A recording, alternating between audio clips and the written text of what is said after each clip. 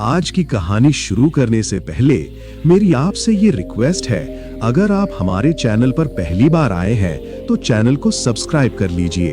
Video अच्छी लगे तो उसे लाइक कीजिए। तो चलिए शुरू करते हैं हमारी आज की कहानी। बहुत समय पहले सोहनपुर नाम के एक गांव में हरिराम नाम का एक गरीब कुम्हार रहता था।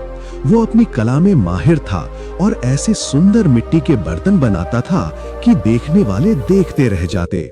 लेकिन उसकी गरीबी उसका पीछा नहीं छोड़ती थी। वो दिन रात मेहनत करता, पर उसे 2 वक्त की रोटी भी मुश्किल से नसीब होती थी। उसकी एक पत्नी थी शांति, जो हमेशा उसे सब्र रखने को कहती थी। गांव के बाहर एक पुराना और वीरान कुआं था। गांव वाले कहते थे कि उस कुएं में एक जिन रहता है, जो केवल उन लोगों की मदद करता है जिनका दिल सोने जैसा खरा हो और दिमाग शीशे जैसा साफ। कई लोगों ने अपनी किस्मत आजमाई, लेकिन किसी को कुछ हासिल नहीं हुआ। एक शाम हरिराम बहुत निराश था। उसके पास अपने बीमार बेटे के इलाज के लिए भी पैसे नहीं थे। हताश होकर वो उसी कुएं के पास जा बैठा और अपनी किस्मत को कोसने लगा। अचानक कुएं से एक गहरी और दमदार आवाज आई, ऐ इंसान, तुम्हारी उदासी का कारण क्या है? हरिराम डर गया, लेकिन उसकी मजबूरी ने उसे हिम्मत दी। उसने कहा, मैं एक गरीब कुम्हार हूँ। मेरी मेहनत के बावजूद मेरा परिवार भूखा सोता है। आज मेरा बेटा बीमार है और मेरे पास दवा के लिए भी पैसे नहीं है। जिन बोला, मैं तुम्हारी मदद कर सकता हूँ, लेकिन मेरी एक शर्त है। मैं तुम्हें एक जादुई मिट्टी का ढेला दूंगा। इस मिट्टी से तुम जो भी बर्तन बनाओगे वो रात भर में सोने का बन जाएगा। लेकिन याद रखना, तुम्हें ये राज किसी को नहीं बताना है, खासकर किसी लालची इंसान को। जिस दिन तुमने ये राज खोला, उसी दिन ये जादू खत्म हो जाएगा और तुम पहले से भी ज्यादा गरीब हो जाओगे। हरिराम ने शर्त मान ली। कुएं से धुएं का एक गुबार निकला और उसके सामने एक चमकता हुआ ढेला आ गया। हरिराम उसे लेकर घर आया और उस मिट्टी से एक छोटा सा दिया बनाया।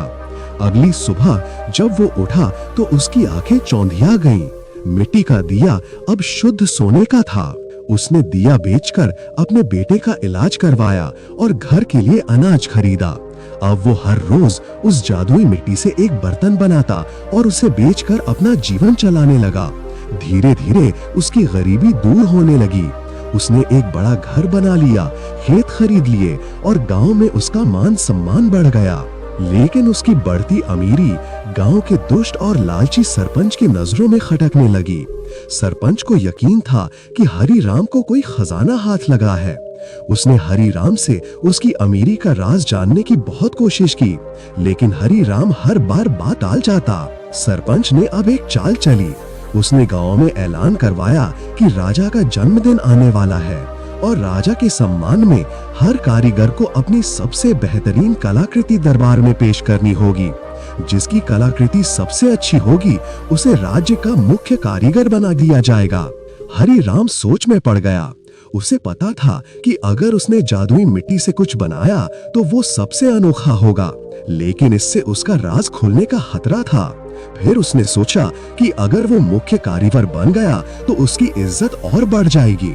इसी लालच में आकर उसने जादुई मिट्टी से एक बेहद खूबसूरत सोने की सुराही बनाने का फैसला किया।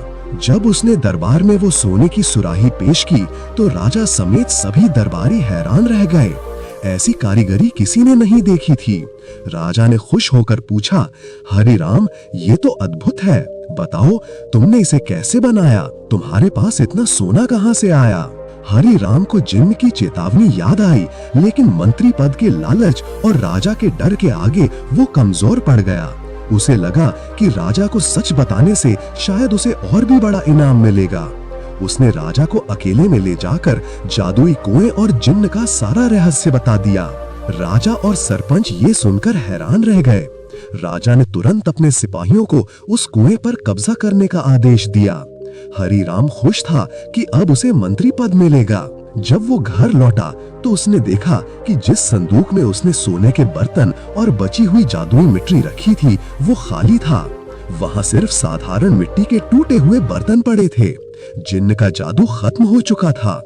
अगले दिन जब राजा के सिपाही कुएं पर पहुंचे तो वो भी पूरी तरह से सूख चुका था। राजा को जब पता चला कि हरि राम ने उससे झूठ बोला है क्योंकि अब कोई जादू नहीं था, तो वो आग बबूला हो गया।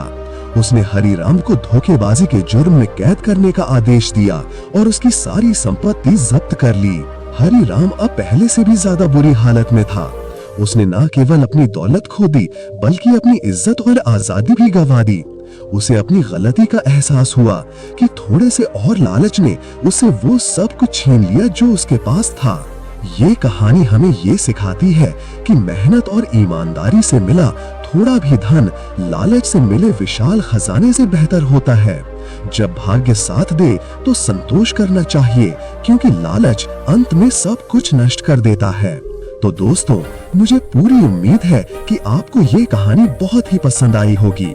तो इसी तरह की कहानियां देखने के लिए आप चैनल को सब्सक्राइब कर लीजिए।